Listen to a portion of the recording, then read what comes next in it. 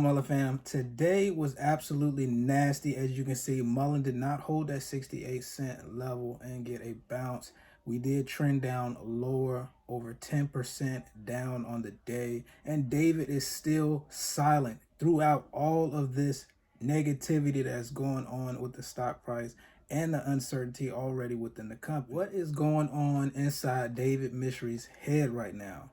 There's recently been more dilution, which is already negative on a oversold stock price, and there's more coming. June 12th is right around the corner. Mullen's going to receive $45 million of cash from these toxic financiers. There was an 8K that came out saying that Mullen and these toxic financiers agreed to delay the issuance of preferred stock from May 15th to June 12th. And the only reason provided for Asusa and Aquitas Capital to agree in delaying the issuance of the preferred shares was that they wanted Mullen to receive the $40 million cash first. Mullen is clearly hurting for cash with all this dilution happening just a month before production is supposed to start for the Class 3 trucks. But what's going on between David and Lawrence? Shout out to Financial Journey for getting an update from Lawrence. He did say that this was just Lawrence's side of the story, but I'm going to read from you a few statements from Financial Journey's video that stood out to me and give you my take on it. There's a power struggle going on between Lawrence and David. I think it's more on David's end, though, in my personal opinion.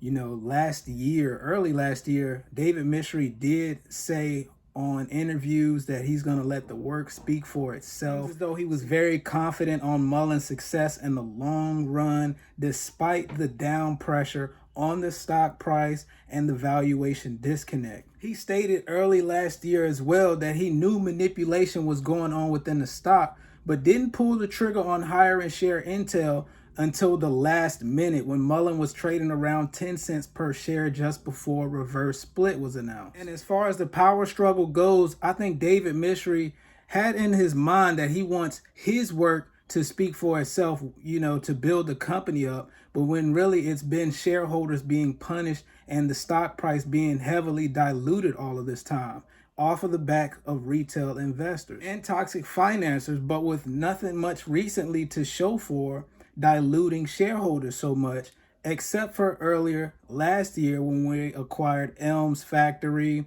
and Bollinger Motors, a stake in Bollinger Motors. What I think really rubbed David Mishry the wrong way is the fact that Lawrence Harge wants 51% of the LLC, and that the Saudis don't even want to work with David. But to me, I think that's understandable that he wants majority ownership of the LLC because he's leading the front for the Saudi deals. Lawrence is leading the front for that stuff.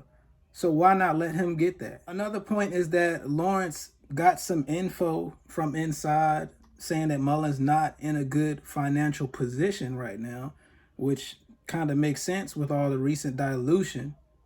But he also says that he can save Mullen with all of these deals. I personally believe that Lawrence is legit and he's truthful about his technology, and that there is deals on the line that could save Mullen Automotive financially. Lawrence can walk away from Mullen if he wanted to, if David doesn't get on board. And that could be definitely crushing because, like I've been saying, I always thought that Lawrence is the key for Mullen Automotive.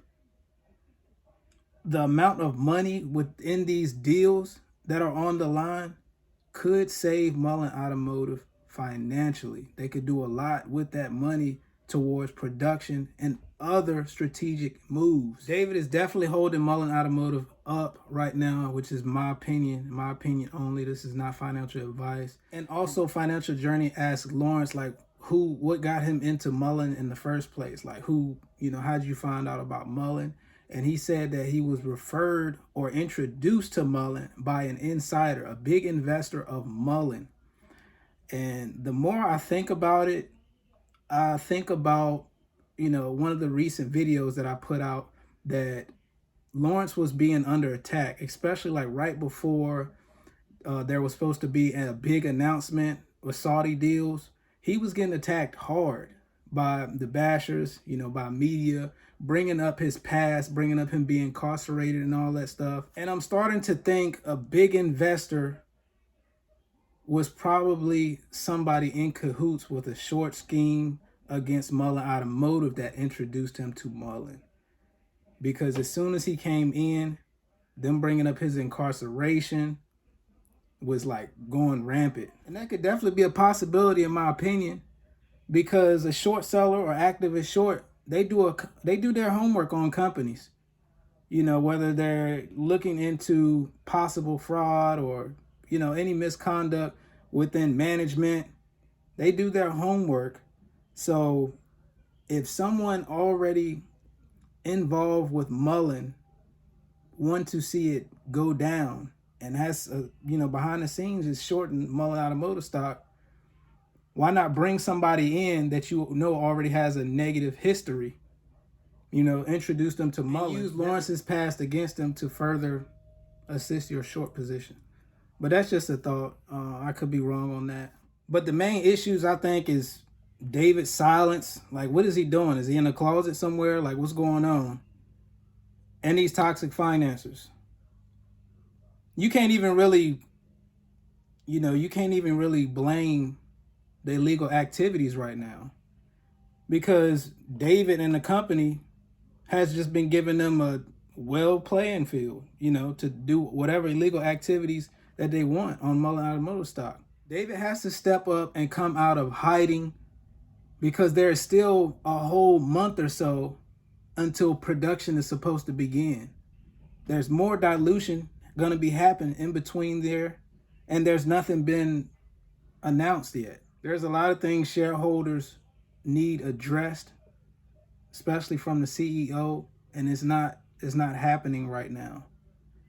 And with that uncertainty, shorts are just going to continue pounding at the stock price. We want to believe that there's a reason for his silence and that he has something big up his sleeves. Maybe he does, but this is, like I said, a long time frame from now until production of Class 3 trucks supposed to start. How low will you allow the stock price to go before you come out of hiding and address some things? That's all I got for this one. Let me know what you guys think about the information covered. Like and subscribe if you want to, and I'll catch y'all in the next one. I'm gone. Go. Blessed in abundance. Look who raised from the dungeon. Still come through in the clutch. I'm that dime in a dozen.